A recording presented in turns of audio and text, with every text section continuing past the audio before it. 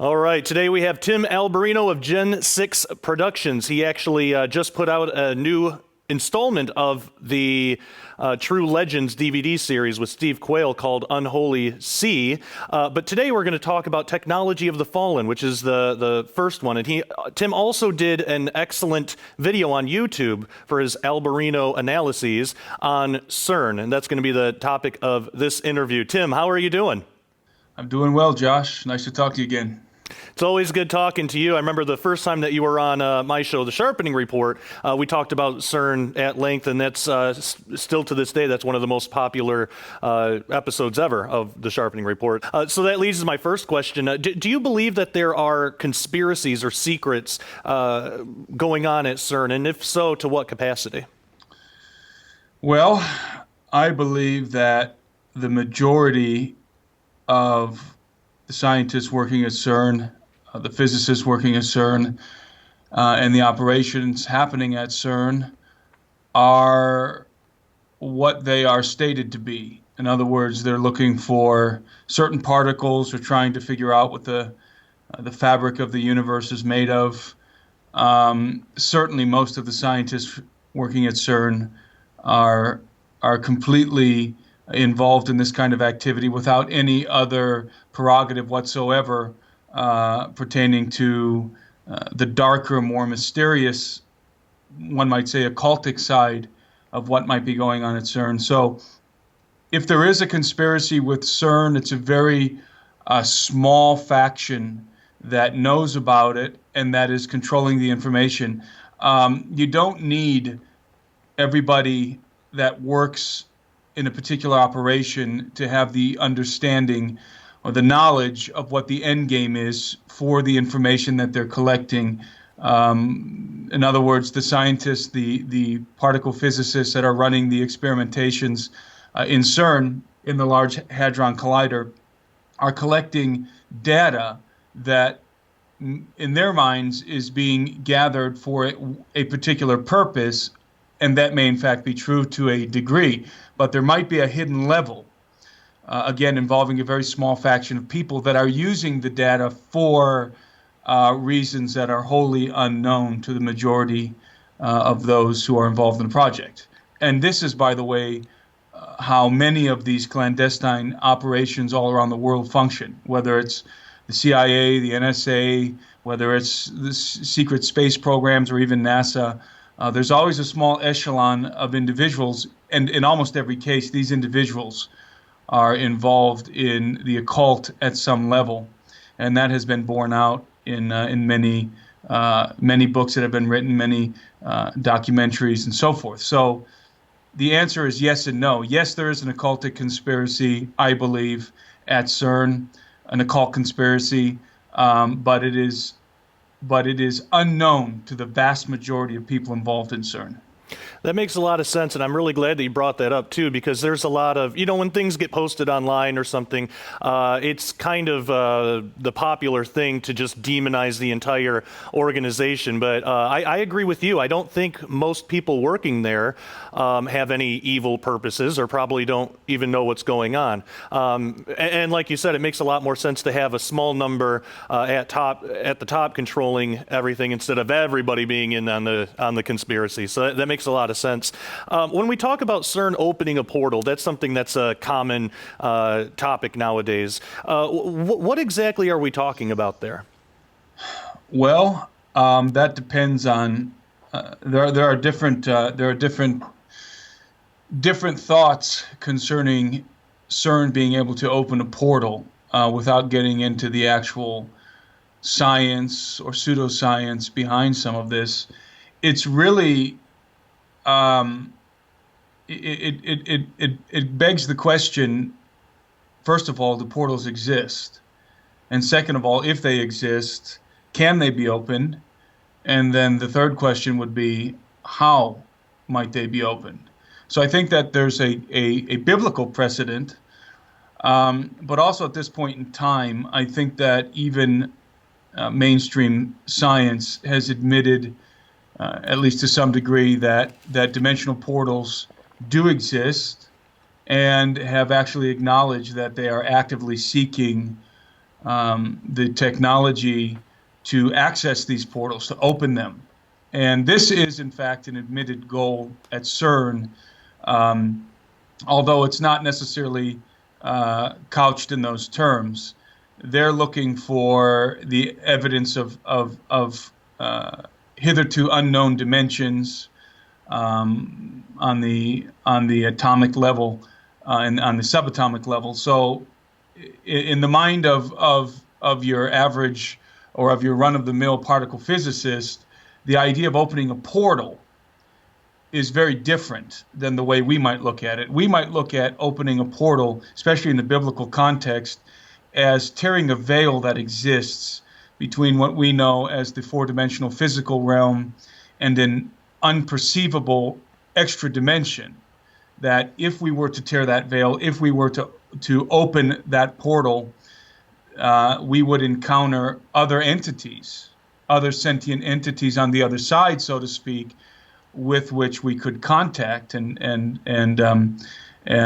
as Pember puts it, have intercourse with, and that's not to say in a sexual way, but in an interaction, a dialogue with other creatures, other entities. And again, from a biblical perspective, if we're opening these portals in an illicit manner, in other words, through sorcery or even through some kind of a technological way, these would most likely be demonic entities.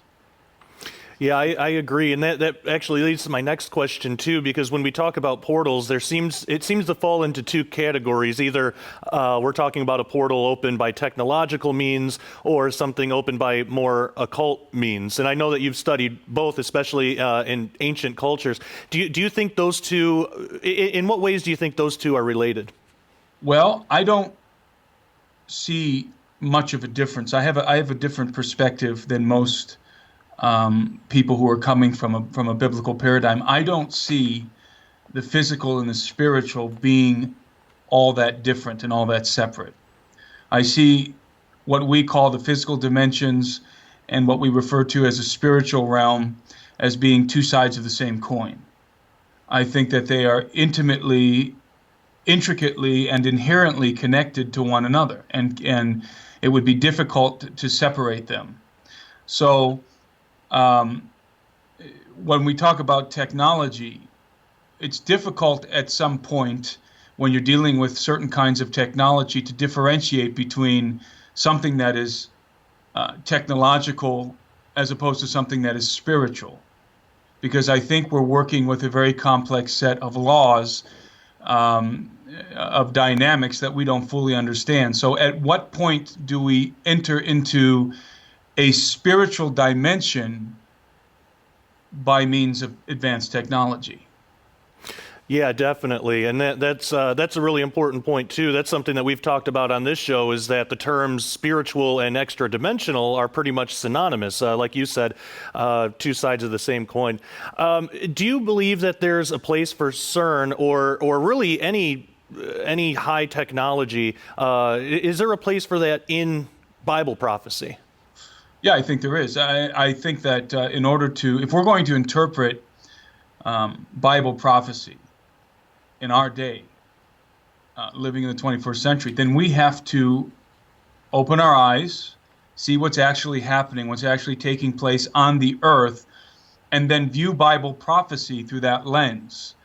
It doesn't help us to have an archaic view of Bible prophecy. In other words, a view that is based on the world as it was 2,000 years ago. If Bible prophecy pertains to the latter days, we're certainly living in days that are much more latter than the days in which the prophecies were written. So we have to have an understanding of reality as it exists today and take into account the fact that God sees the end from the beginning. Nothing is going to surprise him. And so prophecy was written by people living in a very different world as they were projecting forward, looking forward into a time that was that would be very different from the time in which they lived. So they didn't have the terminology that we have for the sciences that are known to us today. So they described what they saw in the terms that they had that were available to them, and the ideas that were known to them. So I think there's a lot of people today who are interpreting Bible prophecy from a very simplistic view without taking into account what's actually happening on earth. But what's happening on earth is the prophecy. What's happening, what's actually taking place in the world is the substance of prophecy. So if your view of prophecy does not align with what's actually happening in the world, there's something wrong with your paradigm, your prophetic paradigm. And as it pertains to CERN, certainly the activities of the human race, as we are attempting to reach into other dimensions, as we're attempting to understand the fabric of the universe, obviously this has consequences that fit into a biblical paradigm. Actually, everything fits into a biblical paradigm. There isn't anything that doesn't, since all things were created by, through, and for Jesus. Nothing can be outside of a biblical perspective or a biblical paradigm. So I think it's important for us to look at CERN and understand that what's happening is very much akin to what was going on the earth after the flood of Noah, when even while the sons of Noah were still alive, that the earth began to rebel against God following the great rebel Nimrod, and they began to build a tower, the famous Tower of Babel. But if you look at the Sumerian texts, you see that, by the way, Sumer is synonymous with Nimrod and the Tower of Babel. Oh, really? Sumeria is the kingdom that Nimrod founded, Right. in the plains of Shinar. And so it wasn't the first civilization to appear on the earth, because there were pre-flood civilizations that were annihilated in the flood. It was the first post-flood civilization to emerge on the earth in the plains of Shinar. And so what Nimrod was doing was he was doing far more than just building a tower with brick and mortar. Because if you look at the Sumerian text, you discover that the Sumerians were had opened a gate to the Abzu, and had summoned an entity called Enki from the Abzu, and using perhaps some kind of a portal, and so there's a whole dynamic there that is very technological. If you really take a look at what's happening with the Tower of Babel and with Nimrod, and even non-biblical archaeologists, many of them believe that the temple that was built to Enki, I forget the name of it right now, but that temple, where this portal existed, where they opened a gate to the Abzu and summoned Enki, that actually was the base of the Tower of Babel. Oh, wow. Tower of Babel was constructed on top of that. So the idea of opening portals and reaching into other dimensions is something that began to happen, obviously, in the pre-flood world, but then again with Nimrod and the Tower of Babel. And I think that history's going full circle back to the beginning. So we are, in my estimation, entering another Tower of Babel moment on the earth. And I think that CERN fits into that paradigm, into that idea. And the activities that they're doing at CERN for the occult elite, the Luciferian elite, they're wanting to do something and to extract certain information to use for very different purpose than what those particle physicists think. Those particle physicists are pawns in a game that they can't even comprehend, most of them. So we have to have, I think, I think we tend to simplify things too much when it comes to Bible prophecy. I think we need to begin to understand that prophecy is very complex. It's multi-layered. It's written in archaic language, and it's written in esoteric language. And in fact, I realized some time ago that it takes an esoteric mind to understand prophecy. We're told in the book of Revelations to calculate the number of the beast, um, and we're not told, we're not given information in a very linear, simplistic form. We're given information in a very cryptic form, with numerology and all kinds of figurative language and metaphors, and so we have to comb through all of this in order to make sense of it, and we have to understand the language that's being spoken. The language that's being spoken is not simply a simplistic understanding of John's understanding of the world 2,000 years ago. These terms are esoteric terms. The terms that are used in prophecy are very often terms that relate to esoteric notions. Remember that when Jesus was born, the Magi, how did they discover when he would be born and where he would be born? They had to read the signs in the heavens. So they had to use, and they did use, an esoteric means to calculate when the king would be born, what his sign would be, and where he would be born. And they did, because they arrived at this very obscure location to worship the king when nobody else even knew who he was. So what does that tell you? That tells you that there's something about there's something about prophecy, that it takes an esoteric mind, it takes wisdom and understanding and knowledge to interpret things that are very complex. And CERN certainly fits into that complex fabric of prophecy. Very, very true, and I think that's a really good point that I think is often lost when people attempt to decipher Bible prophecy. Going along those lines, what can Christians do, or really even just people in general? What can people do to prepare for what's ahead? Well, what I think there's a preparation for a believer, and then there's a preparation for the general human race. Obviously, the earth is going to enter a time of turmoil, whether you believe in prophecy or not, Bible prophecy or not. It is evident that something is fomenting. Just even on a geological level, the earth is entering a time of turmoil, and certainly on a geopolitical level. The nuclear the threat of nuclear holocaust, of a nuclear apocalypse, becomes more relevant and more dire every day. It's not decreasing, it's only increasing. And of course, the technology to wage that kind of a war is becoming more accurate, more deadly every day.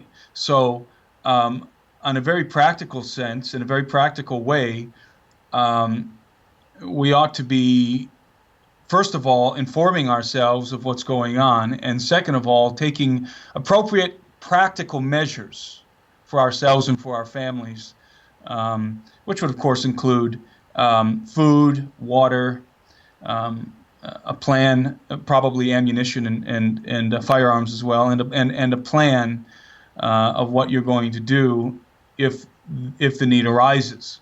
And whether or not the need arises, this is just it's a logical contingency to have these kinds of things in place.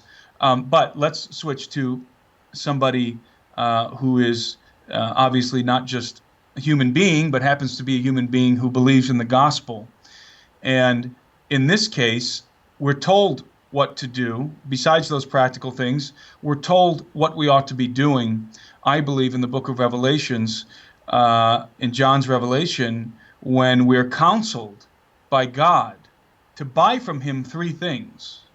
We're told to buy from him gold refined in fire. We're told to buy from him white raiments. And we're told to buy from him eye salve, and to buy eye salve so that we might see. So obviously, the gold that we ought to be storing up treasure in heaven, and doing whatever it is that we're called to do. The white raiment, that we might be pure, living in accordance with the morals and values and precepts that were laid by Jesus and by the apostles. And I self, the thing that's most overlooked, is to me very compelling, because the eye salve we buy from the Lord so that we might see. And it's not a specific thing that we're supposed to see, it's that we might see in general. In other words, we have a problem. We're blind. We're not seeing well. We need to buy from him eye salve so that we might see. So waking up, unplugging from the matrix, so to speak, is not only a good idea. I believe it's part and parcel with the gold and the white raiment. In other words, it's something that we as believers living in this modern age should be doing. In other words, we need to be waking up. We can't be complacent. We can't be lethargic. We need to understand the context of the world in which we live, and we need to wake up, again, in a very matrix kind of dynamic, unplug ourselves from the apparatuses, the media apparatuses, and the educational apparatuses that are doing the very opposite, that are indoctrinating us and that are causing us to be lulled to sleep. We ought to be awake. We ought to be vigilant. We ought to be watchful. We ought to be ready. And someone might say, why? Well, it doesn't. The question of why is very simple to me, because this is what our Lord expects of us, and in fact counsels us to do. And that for me is enough reason to do it. Amen. I couldn't agree with you more. It's so important to be prepared, especially in the time that we're living in. Well, Tim, I can't thank you enough for taking the time to join us into the multiverse. Now, if people want to pick up your products, they can do so at Skywatch TV store. But if people want to find out more about you and your work, where else can they go? Well, they can go to our YouTube channel at Gen 6. It's Gen 6 Productions is the name of our YouTube channel. They can also visit our website, truelegendstheseries.com. And as you said, our DVDs are available in Skywatch TV's store, and including our newest film, The Unholy Sea. Fantastic. So people watching, check them out on YouTube and make sure to subscribe. I know I push YouTube subscriptions a lot on this show, but it's important and it's free. So make sure you do that. Well, again, Tim, this has been a great talk as always. It's been a pleasure and an honor to have you on the show. We'll have to do this again sometime. Yes, thank you for having me on the show. No problem.